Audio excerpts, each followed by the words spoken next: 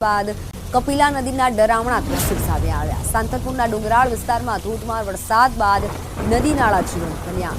આલુવાસ ગામે કપિલા નદી તરીકે ઓળખાતા વહેણમાં નવા નીર આવ્યા।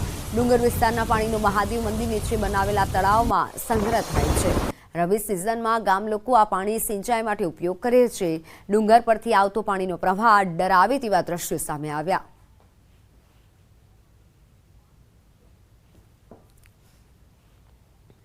ધોધમાર વરસાદ બાદ નદી તોફાની બની હોય તેવા ડરામણા દ્રશ્યો સામે આવ્યા છે। ડુંગરાળ વિસ્તારના પાણીનો સંગ્રહ થાય છે।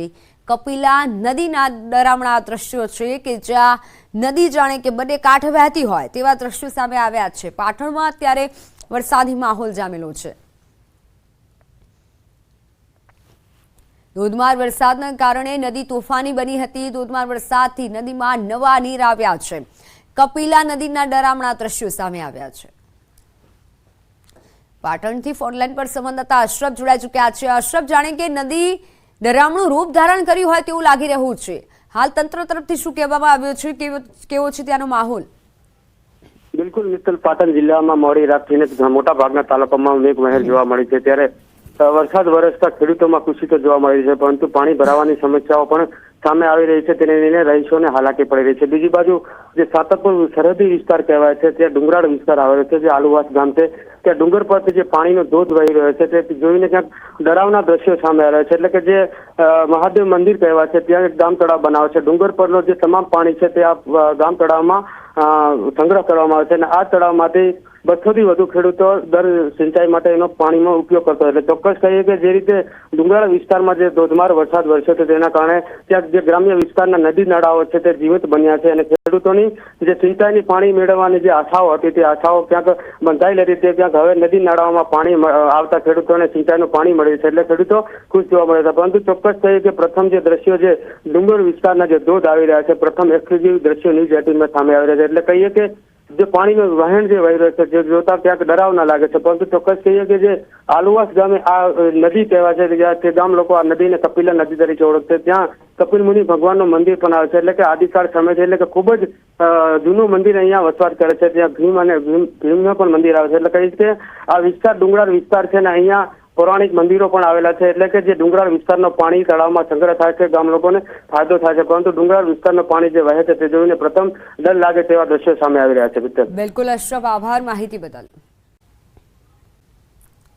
નમસ્કાર, ન્યૂઝ 18 ગુજરાતીમાં આપનું સ્વાગત છે અને આપની સાથે હું છું મિત્તલ ખાણિયા। સમાચારો પર નજર કરીએ તો સવારે 6 થી 10 સુધીના 4 કલાકમાં 95 તાલુકામાં વરસાદ નોંધાયો।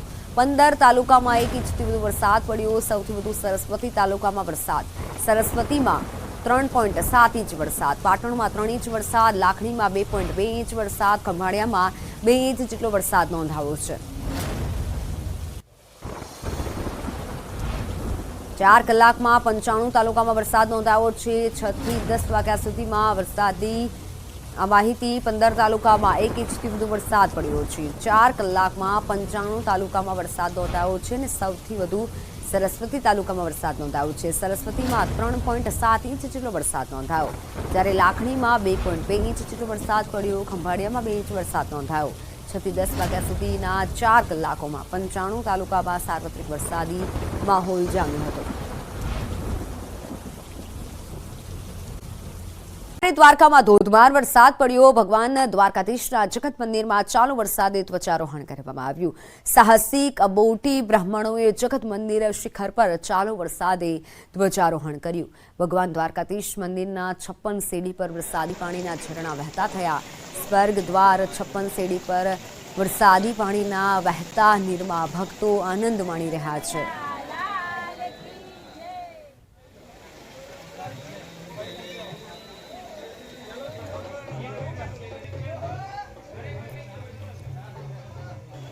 અનેક વિસ્તારોમાં વરસાદી પાણી ભરાયા છે। ઈડરના જાદર ગામનો રસ્તો પાણીમાં ગરકાવ થયો છે। અંડરબ્રિજનું કામ ચાલતું હોવાથી ડાયવર્ઝન અપાયું હતું। ડાયવર્ઝનનો રસ્તો પાણીમાં ગરકાવ થયો। જાદર ગામના સ્થાનિકોને પારાવાર મુશ્કેલી થઈ રહી છે। કમરસામાં પાણી ભરાતા વાહન ચાલકો અટવાયા હતા। જાણ ગામની નદીમાં ગાડી ફસાઈ, નદીના તસબસતા પ્રવાહમાં ગાડી ફસાઈ। ધોધમાર વરસાદથી નદીમાં પૂર આવ્યું। વહેલી સવારથી કચ્છમાં અત્યારે ધોધમાર વરસાદ થઈ રહ્યો છે। નદીમાં પૂર આવતા એક ગાડી ફસાઈ હોય તેવા દ્રશ્યો સામે આવ્યા। વિંજાણ ગામની નદીમાં ગાડી ફસાઈ હતી। ધોધમાર વરસાદથી નદીમાં પૂર આવ્યું છે। કચ્છમાં પણ અત્યારે ધોધમાર વરસાદ થઈ રહ્યો છે। સવારથી થઈ રહેલા વરસાદના કારણે એક ગાડી ફસાઈ હતી। ફોનલાઈન પર સંવાદદાતા મેહુલ જોડાઈ ચૂક્યા છે। મેહુલ, કચ્છમાં કેવો માહોલ છે? કેટલો વરસાદ નોંધાયો છે? જી, ચોક્કસની વાત કરીએ તો વહેલી સવારથી જ કચ્છના અબડાસા વિસ્તારમાં ધોધમાર વરસાદ પડી રહ્યો છે। કચ્છના અબડાસા તાલુકામાં જે નલિયા છે, કોઠારા છે, વરાડિયા, તેરા સહિતના ગામોમાં છે તે ધોધમાર વરસાદ વરસી રહ્યો છે।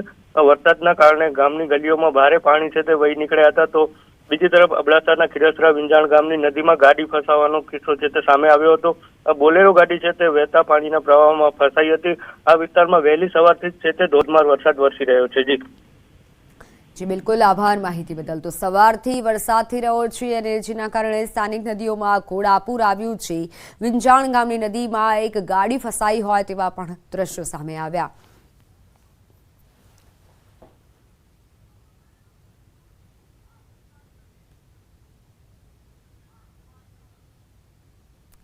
કચ્છના અબડાસામાં ધોધમાર વરસાદ। મલિયા, કોઠારા, વરાડિયા, તેરામાં વરસાદ। ગ્રામ્ય વિસ્તારોમાં વરસાદી પાણી વહ્યા।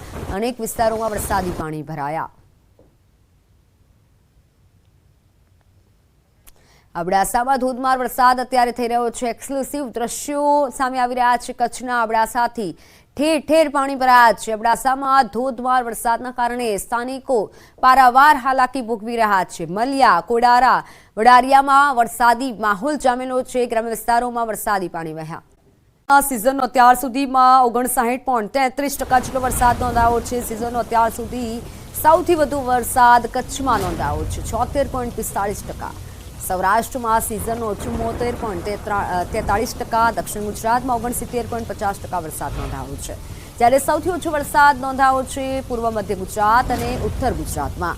પૂર્વ મધ્ય ગુજરાતમાં ત્યાર સુધીનો સિઝનનો 41.86% વરસાદ, તો સૌથી ઓછો ઉત્તર ગુજરાતમાં 38.78% જેટલો વરસાદ નોંધાયો છે। તો બાર ચાર્ટના માધ્યમથી સમજીએ કે ક્યાં કેટલો વરસાદ નોંધાયો છે। સિઝનનો અત્યાર સુધીનો વરસાદ જોઈએ તો આ તરફ 76.45% સૌથી વધુ વરસાદ નોંધાયો છે અને બીજી તરફ 74.43% જેટલો વરસાદ નોંધાયો છે। 69.50% અત્યાર સુધીનો જે વરસાદ નોંધાયો છે તેના ઉપર એક નજર। 41.86% જેટલો વરસાદ અને 38.78% જેટલો વરસાદ નોંધાયો છે। અને આ તરફ ગુજરાતના 3 જિલ્લાની વાત કરવામાં આવે તો ત્યાર સુધીમાં 100%થી વધુ વરસાદ નોંધાયો છે। દ્વારકા, પોરબંદર, જૂનાગઢમાં સિઝનનો અત્યાર સુધીનો 100%થી વધુ વરસાદ નોંધાઈ ચૂક્યો છે। 4 જિલ્લામાં 76થી 100% જેટલો વરસાદ નોંધાયો છે। 10 જિલ્લામાં અત્યાર સુધીનો 51થી 75% સુધીનો વરસાદ નોંધાયો છે। તો 16 જિલ્લામાં સિઝનનો અત્યાર સુધીનો સરેરાશ 26થી 50% સુધીનો વરસાદ નોંધાયો છે। અને હવે મેપના માધ્યમથી સમજીએ કે અત્યાર સુધી સિઝનનો ક્યાં કેટલો વરસાદ નોંધાયો છે। 100%થી વધુ વરસાદ નોંધાયો હોય તેવા જિલ્લાની વાત કરવામાં આવે દ્વારકા, પોરબંદર અને જૂનાગઢમાં 100%થી વધુ વરસાદ નોંધાયો છે। 76થી 100% સુધીના વરસાદની વાત કરીએ તો સૌથી વધુ એટલે કે કચ્છ, ભુજમાં વરસાદ નોંધાયો છે। અને આ તરફ જો વાત કરવામાં આવે દક્ષિણ ગુજરાતની ભરૂચ અને સુરત, નવસારીમાં 76થી 100% સુધીનો વરસાદ નોંધાયો છે। અને આ તરફ જો હવે વાત કરવામાં આવે અને વરસાદની સ્થિતિની 3 વર્ષમાં 2022માં સૌથી વધુ વરસાદ 122%થી વધુ નોંધાયો છે। અત્યાર સુધીમાં 35 તાલુકામાં 40 ઇંચથી વધુ વરસાદ નોંધાયો છે। તો 50 તાલુકામાં 20થી 40 ઇંચ સુધીનો વરસાદ નોંધાયો છે। 101 તાલુકામાં 10 ઇંચથી 20 ઇંચ સુધીનો વરસાદ નોંધાયો છે। અને હવે ચાર્ટના માધ્યમથી સમજીએ કે કેટલો વરસાદ નોંધાયો છે। 3 વર્ષનો સરેરાશ વરસાદની જો વાત કરવામાં આવે 2021માં 98.48% જેટલો વરસાદ નોંધાયો હતો। 2022માં 122% જેટલો વરસાદ નોંધાયો હતો। 2023માં ગયા વર્ષે 108.7% જેટલો વરસાદ નોંધાયો હતો અને અત્યારે 2024નો અત્યાર સુધીનો 59.33% સુધીનો વરસાદ નોંધાયો છે। 2024 અત્યાર સુધીમાં 59.33% જેટલો સરેરાશ જે વરસાદ છે તેની સ્થિતિ છે અને તેટલો વરસાદ નોંધાયો છે।